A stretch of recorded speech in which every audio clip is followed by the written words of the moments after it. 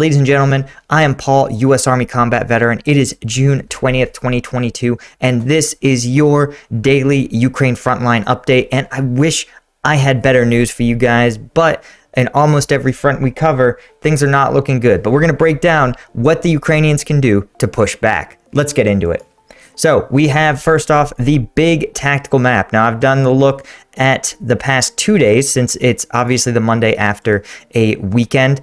And unfortunately, the biggest movements we've seen, of course, are near Sievierodonetsk and Borivske, the two areas where it's pretty clear the Russian forces are pushing the hardest, as well as, of course, this southern prong just south of Lysychansk. So let's take a look. In the last 2 days, this southern flank, right, we've seen this final gap here between sort of the two tines of the prong has been closed off by the Russian forces, and they've begun to expand out. They've taken this village of Vasilivka and are pushing westward, which I find to be sort of an interesting call. As you guys know, my theory remains that they're trying to create a cauldron trapping Lysychansk defenders in place, allowing them to sort of win via attrition. But pushing out westward makes me think that perhaps they're trying to secure a main avenue of approach. Perhaps this one here, this road connecting these villages.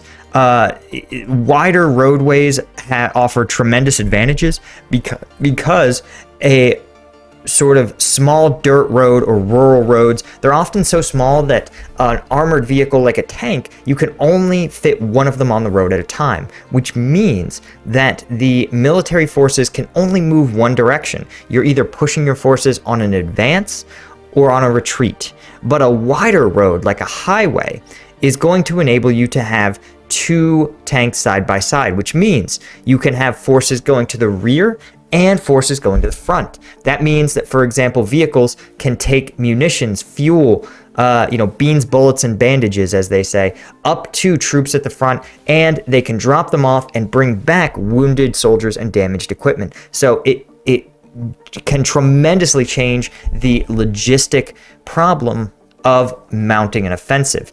That's why these sort of major roadways are crucial. They were crucial even in Iraq and Afghanistan when one of the enemy, the insurgents or the Taliban, were not using armored vehicles. They still realized that control and safety and security of these major roadways, if you can seize them, you can really impact the sort of logistic balance of the war. So I hypothesize that Russians are perhaps pushing through this road here, that's what this moving front is, right? And they are looking to capture this major thoroughfare that's going to lead them straight up north.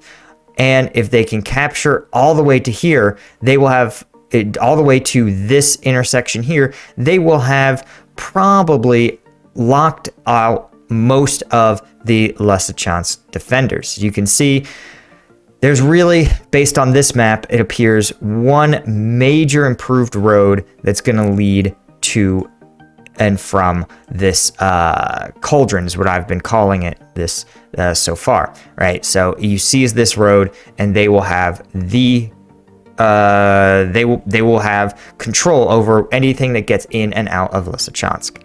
So all in all, not great news for this southern prong front. Now let's take a look at the Sievierodonetsk area. So we can see over the past, really we'll take a look at the last 4 days, the Sievierodonetsk Ukrainian defenders have held about a third of the city on the 16th. Looks like it's down to about a fifth. And now here we are on the 18th, and it looks like they're engaged in a fighting retreat. I would actually not worry as much about this, and here's why. We'll take a look at the big map here.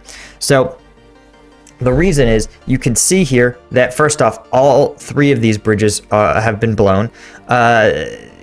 I believe the rumor is that the remaining defenders in Sievierodonetsk on the east side of the river, that they are engaging in resupply actually through small boats that they're ferrying quickly across the river. Again, supplies, munitions going to the front, and wounded troops and broken equipment coming back. Now, the 101st territory, I believe it's a TDF. L is like an irregular battalion, so I think they're 111th TDF. They are being slowly pushed back across the river in Sievierodonetsk. Probably at this point now, it's less of a front line that we're depicting here and more of a fighting retreat. I think that's what we're seeing. They're probably fighting their way as their wounded and other troops are crossing the river, and eventually, probably under cover of darkness, the last of the troops will cross, and the Ukrainians will begin the defense of Lysychansk. Now, here's what I think they've been doing. I think the plan all along was to turn Sievierodonetsk into a difficult bloodbath of a slog for the Russian forces. And meanwhile, the 112th, I think it's the TDF, the 112th Brigade, and this looks like R1 battalion. These are light infantry battalions, basically. I think the L is irregular forces, something like that. But they have been locking down this city. I suspect they've been building booby traps, creating ambush sites, tank traps, stockpiling munitions, and are fully prepared to make crossing this river absolutely brutal and turn this into a absolute grind.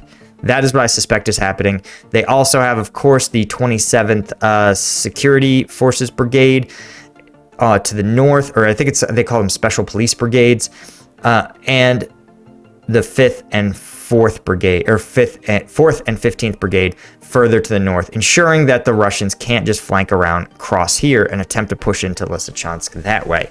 So this is all part of a plan to lock this city down, I suspect, and turn it into a real unwinnable urban, just brutal urban combat for Russian forces.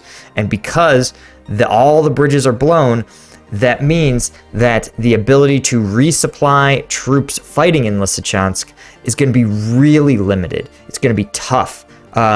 And the Ukrainian forces, I am almost certain, are going to be working tirelessly to destroy every effort the Russians make to cross this bridge. The idea, of course, is that, like we talk about, think about these resupply routes as arteries to a heart or to a major organ. If you can pinch those arteries off or narrow them, you're going to deal tremendous damage very quickly. That organ, that heart, is going to run out of oxygen very, very quickly.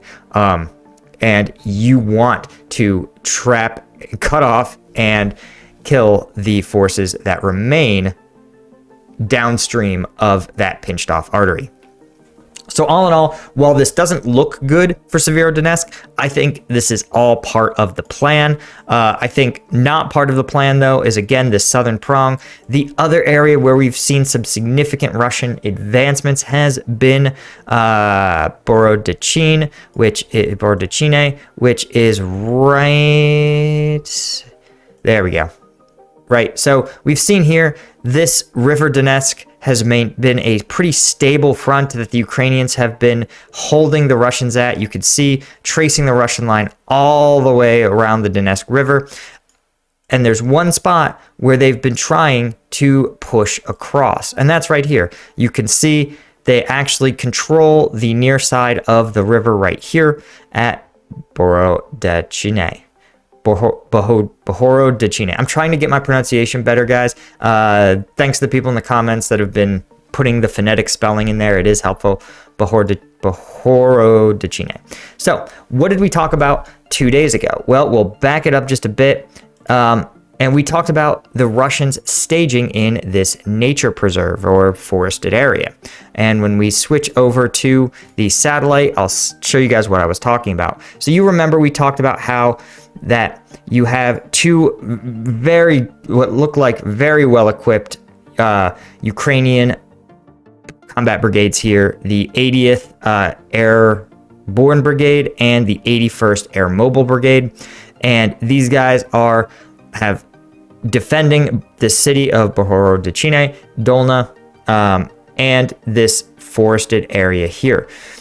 Now, we talked about how you can see this front line that they've established, and that the Russians know that in order to push out of this forest, right? This forest offers great cover, good concealment. It's hard to get intel. You can't have drones look through the trees, but this open area here is entirely a shooting gallery. And undoubtedly the 80th and 81st have their troops positioned all through here, just ready to tear up any Russians that try to push through this open area. It's tactically just not a good idea. In contrast, though, when you look a little to the northeast, you see the forest extends right into the suburbs of Bohorodechine. What does that mean? Well, like we talked about, this is going to be the avenue of approach. This is where the Russians want to pass through. And this is going to be the part where the Ukrainians are going to have to really fight it out, right? This is dense forest, and it's going to be a tough fight. But if the Russians can push through, they can start to seize Bohorodechine. You can see here, they've secured a bridgehead, they've held this bridge across the Donetsk, and now they want to try to seize the entirety of the village. Well, you can see here, the push that we talked about ended up exactly happening. The Russians pushed right through this forested area, seized the bridgehead at Bohorodechine, and are now working, it looks like, on consolidating their gains. They've seized the downtown of the village, and crucially, they've seized this bridge across the Donetsk. So the 80th and 81st, you can also see, though, the fighting has sort of, I mean, it's not clear that it's pushed any closer to Dolna, but this fighting here at Bohorodechine means that now you have the potentially Ukrainian forces might be stuck in this shooting gallery, right? If they are right here and that there are enemy in front of them, and without the cover of Bohorodechine, they will probably have to retreat in some capacity, probably try to hold a line between Dolna and Bohorodechine, if it's at all possible. Though again, they're outside of the major urban areas here, so it's not clear on where the 80th is going to go next. But it is a tough spot to be in, undoubtedly. So guys, that is all I had for today. Thank you so much for watching. Let me know if there's other details that you think that I missed or other news that you want me to cover tomorrow. Other than that, I'll see you guys in the next one.